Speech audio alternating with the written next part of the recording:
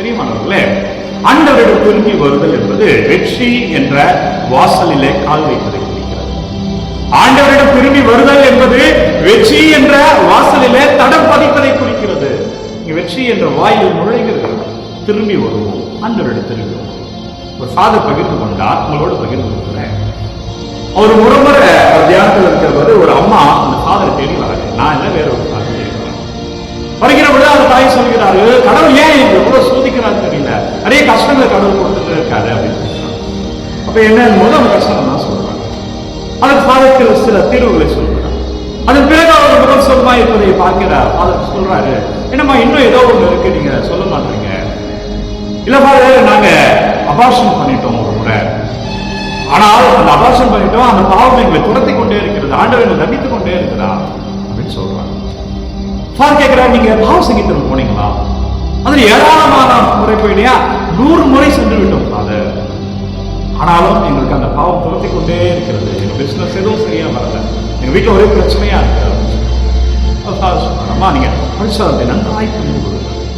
நீங்க 100 முறை இல்ல, ஒரு முறை சென்றாலே போதுமானது. போகிற பொழுது நம்பிக்கையோடு போங்க, ஆண்டவரை மன்னிக்கலாம், நம்பிக்கையோடு போங்க. ஆசீர்வாதமாக இருக்கு. இல்ல வேலைகள் இல்ல, ஆண்டவர் நம்ம வரதுக்கு தடை என்னன்னா நம்ம பாவம் தான், நம்ம தவறுகள் தான். அதுதான் நம்ம ஆண்டவரை நெருங்க முடியாததுக்கு தடையா இருக்கு.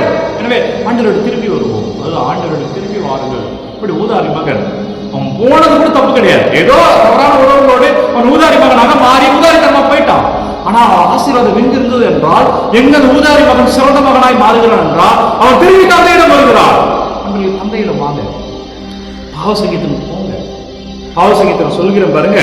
யோவான் செய்தி 20ஆம் அதிகாரம் 23ஆவது வார்த்தை பாருங்க. பாவ சங்கீதத்தை பத்தி யோவான் செய்தி 20ஆவது அதிகாரம் 23ஆவது வார்த்தை, எவருடைய பாவங்களை நீங்கள் மன்னிக்கிறீர்களோ அவருடைய பாவங்கள் மன்னிக்கப்படும்.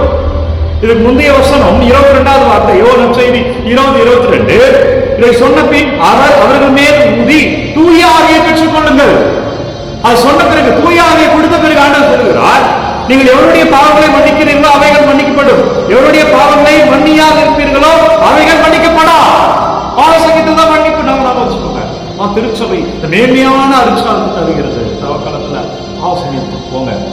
நம்ம அவருடைய ஆசீர்வாதத்தை பெறுவதற்கு, அருளை பெறுவதற்கு தடையா இருப்பது பாவம் தான். நன்றாக உணர்ந்து கொள்வது கத்தோலிக்க கிறிஸ்தவர்களே, பாவ சங்கீதத்தை பயன்படுத்துங்கள். அதாவது தாய் 100க்கு மேல போயிருக்கிறாங்க, ஆனா அந்த நம்பிக்கையோடு போல. ஃபாதர் சொல்றாரு, நீ நம்பிக்கையோடு போ, அபிஷேகத்தை பார்க்க. 100 முறை போகணும்னு அவசியம் இல்லை, நீ ஒரு முறை போனாலே போதும். இந்த பாவம் மன்னிக்கப்பட்டது. விசுவாசத்தோடு பாவ சங்கீதத்துக்கு சொல்லுவோம், ஆண்டவர்கிட்ட திரும்பி வாழணும். அந்த ஊதாரி மகன் அந்த ஊதாரித்தனமாய் சென்றது கூட தவறல்ல என்று சொல்கிறேன். அவன் மனம் திரும்பிய பிறகு ஆண்டவரிடம் வந்தான். ஒருவேளை வராமல் அங்கேயே இருந்துட்டான் என்றால் அவன் பாவியாகவே மறுத்திருப்பான். அதான் பேதுரும் செய்தான். பேதுரும் மறுதளிக்கிறான் முன்முறை, யூதாஸ் பேசை காட்டி கொடுக்கிறான். ஆனால் பேதுரு மனம் வருந்தி அவன் மன்னிப்பு கேட்கிறான். தவறு காட்டி கொடுத்த யூதாஸ், ஒருவேளை யூதாஸ் மன்னிப்பு கேட்டிருந்தால் யூதாஸ் அதை புனிதராய் மாறி இருப்பார். கண்டிப்பா அவர் மன்னிப்பார். ஏனென்றால் ஆண்டவர் நம் குறைகளை கணக்கு வைப்பது கிடையாது. நம் பாவங்களை மன்னிக்க தயாராக இருக்கிறார். நம்மை அரவணைக்க அவர் காத்துக்கொண்டே இருக்கிறார். திரும்பி நம்ம தான் வரணும். நம் குறைகளை அவர் கணக்கு பார்ப்பது கிடையாது. அப்படின்னா என் பிள்ளை தெரியாம செஞ்சுட்டா என்பதை அவர் உணர்கிறார். சந்தர்ப்ப சூழ்நிலை வீழ்ந்து விட்டா என்பதை உணர்கிறார். எனவே மீண்டும் உன்னை வினாதவனமாய் ஒரு அரவணைத்துக் கொள்ள, உன்னை ஆசீர்வதிக்க, உன் தேவையை திரும்ப தர அவர் காத்துக்கொண்டே இருக்கிறார். நமக்காக அவர் காத்துட்டு இருக்க வருவோம். குறிப்பா இந்த காலத்துல பாவ சங்கீதனம் செய்யும். திருச்சபை சொல்கிறது, வருடத்துக்கு ஒரு முறையாக நல்ல பாவ சங்கீதனம் செய்யுங்கள்.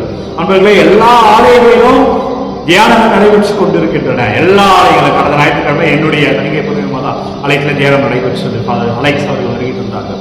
எனவே எல்லா ஆலயங்களிலும் தியானங்கள் இருக்கின்றன. ஒருவேளை தியானத்தை இந்த கேட்கிற இந்த நொடி சர்ச்சில் தியானம் மிஸ் ஆயிடுச்சா, வேற சர்ச்சுக்கு போங்க, தியானம் நடக்கிற குருகிட்ட போங்க. நீ எந்த பாதத்தை போய் பாவ சங்கீதத்தை போனாலும் பாவ சங்கீதம் தருவார்கள். பாவ சங்கீத தொட்டியில் அவர்கள் அமருவார்கள். ஏனென்றால் அவர்கள் ஆவியை பெற்றிருக்கிறார், தூய ஆவியை பெற்றிருக்கிறார். அவர்கள் மன்னிக்கல, அவர்கள் மூலமாய் ஆண்டவர் மன்னிக்கிறார்.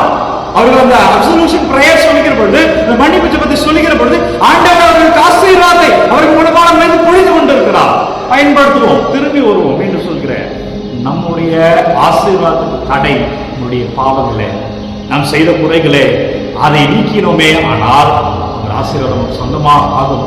நீங்க நினைத்தது அற்புதமா நடக்கும், நீங்க நினைத்த ஆசீர்வாதமா நடக்கும். எனவே இந்த காலத்துல நல்ல பாவ சங்கீதம் செய்யுங்க, நல்ல பாவசங்கீதம் செய்யுங்க. அபிஷேகத்தை, ஆசீர்வாதத்தை பார்க்கும். ஆண்டவரிடம் திரும்பி வருதல் என்பது வெற்றியினுடைய வாயிலில் தடம் பதிப்பதை குறிக்கிறது. ஆசீர்வாதமாக இருப்போம் என்பதை குறிப்பதுதான் பாவசங்கீதனம். பாவசங்கீதத்துக்கு போவோம். ஆண்டவருக்கு மன்னிப்பா. நன்றி வல்லவரை, நன்றி நல்லவரை, நன்றி. அப்பா, ஒவ்வொரு பிள்ளைகளையும் தொடுங்க.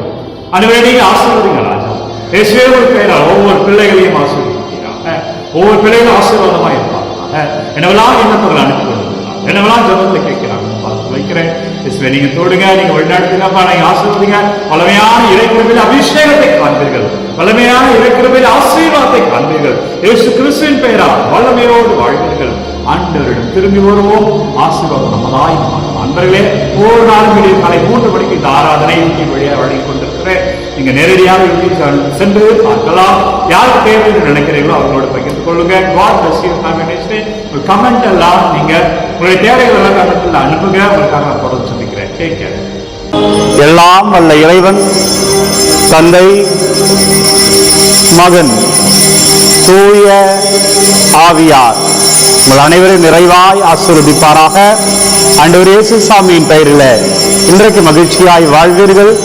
ஆசீர்வாதங்களை பார்ப்பீர்கள். இறைவன் உங்களோடு வருகிறார். அன்பர்களே, இந்த காணொளி யாருக்கு தேவை என்று நினைக்கிறீர்களோ அவர்களோடு பகிர்ந்து கொள்ளுங்க. God bless you.